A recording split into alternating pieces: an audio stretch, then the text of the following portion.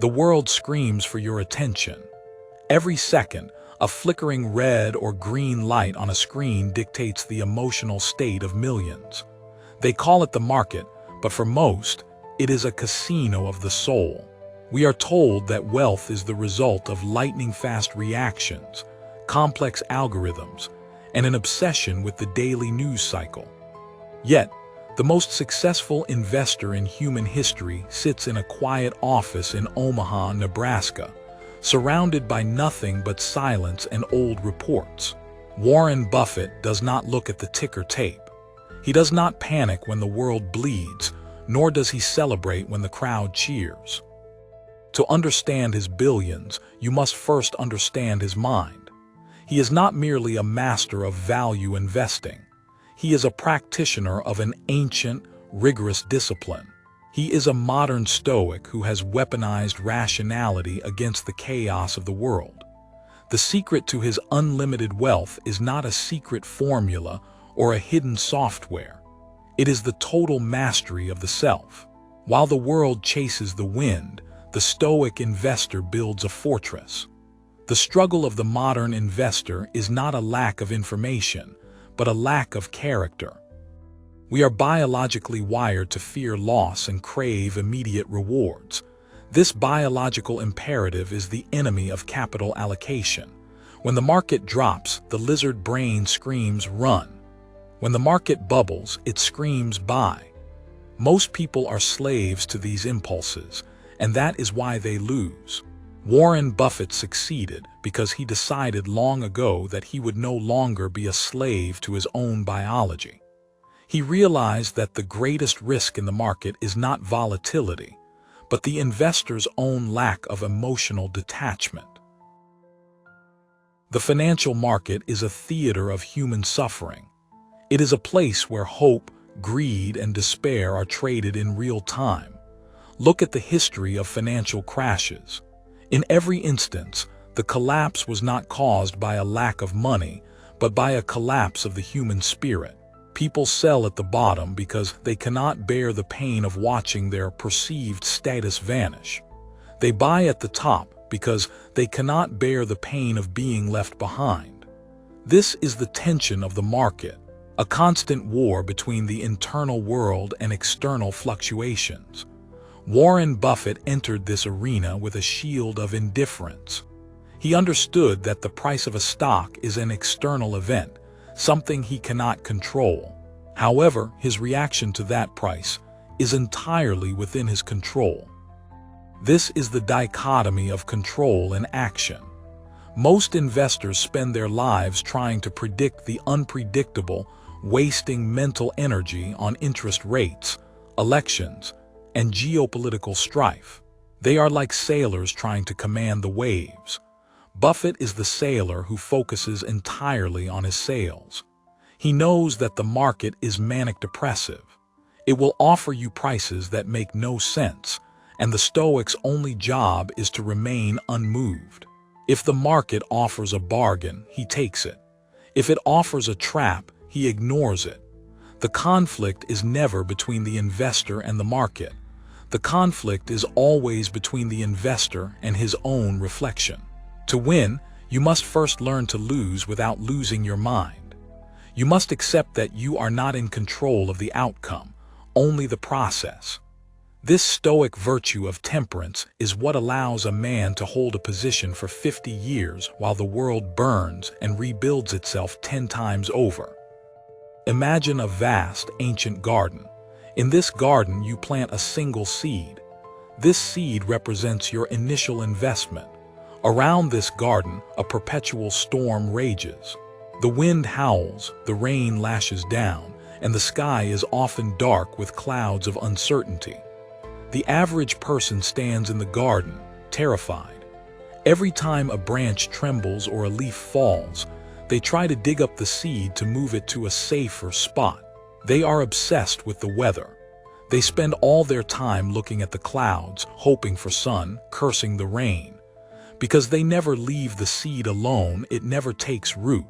It dies in their hands. The Stoic investor, however, understands the nature of the garden.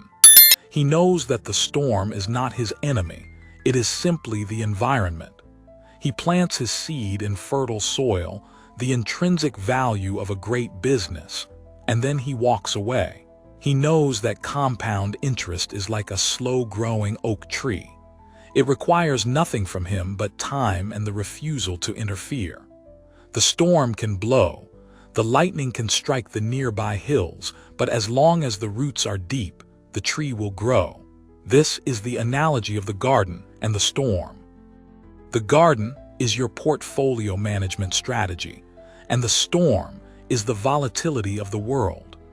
Warren Buffett knows that the rain is actually necessary for the growth of the tree. He welcomes the market's downturns because they provide the water of opportunity. He remains in a state of equanimity, realizing that the tree grows not in spite of the time passing, but because of it. If you seek to build a garden that lasts for generations, you must stop trying to fight the weather. You must become as indifferent to the storm as the stone beneath the soil. If you prioritize character over cash, comment wealth below. To walk the path of the Stoic investor, you must adopt a rigorous framework for your life and your capital. The first step is the circle of competence. This is a lesson in intellectual humility. Marcus Aurelius wrote about focusing only on what is essential. In the world of finance, this means knowing exactly what you understand and, more importantly, what you do not. Warren Buffett refuses to invest in businesses he cannot explain to a child. He does not care if others are making millions in the latest technological fad. If it is outside his circle, it does not exist to him. He has the discipline to stay within his boundaries, protecting his mind from the noise of the new. The second step is the application of the margin of safety. This is the Stoic practice of premeditatio malorum, the premeditation of evils.